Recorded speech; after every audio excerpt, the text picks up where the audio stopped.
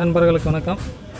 சமூக பாதுகாப்பு துறையின் கீழே வேலைவாய்ப்பு சம்மந்தப்பட்ட தகவல் இது யாருக்கு அப்படின்னு கேட்டிங்கன்னா, ஆற்றுப்படுத்துதல் உளவியல் படித்தவங்களுக்காக இந்த வேலைவாய்ப்பு.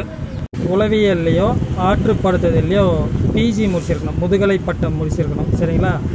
பெண்களுக்கான வேலைவாய்ப்பு தான் இது. பத்திரிகை செய்தியை முழுமையாக படிக்கிறேன்.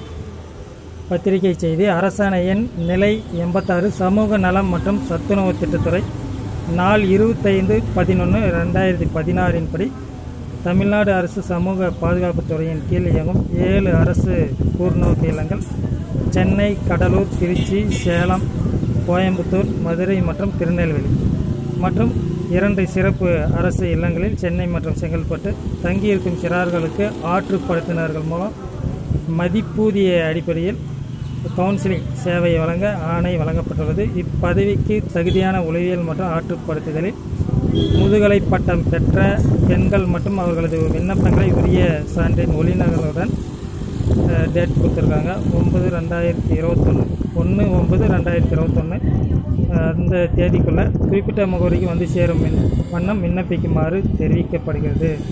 தகுதியான நபர்களிடமிருந்து பெறப்படும் விண்ணப்பங்கள் உளவியல் மற்றும் ஆற்றுப்படுத்துதல் வல்லுநர்கள் கொண்ட தேர்வு குழு மூலம் நேர்முக தேர்வு அடிப்படையில் தெரிவு செய்யப்படும் ஆற்றுப்படுத்தினர்களுக்கு வருகையின் அடிப்படையில் ஒரு வருடத்தில் 60 நாட்களுக்கு மிகாமல் வாரம் ஒரு முறை மதிப்பூதிய அடிப்படையில் ஒரு வருகைக்கு போக்குவரத்து செலவு உட்பட ரூபாய் 1000 வழங்கப்படும். மேலும் விவரங்களுக்கு வேண்டுவோர் கோயம்புத்தூர் அரசினர் கூர்நோக்கு இல்ல கண்காணிப்பாளரை தொடர்பு கொண்டு தெளிவு பெறலாம்.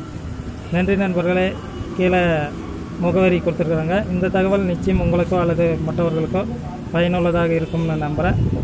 இந்த பதிவை மற்றவர்களுக்கும் பகிருங்க. நன்றி.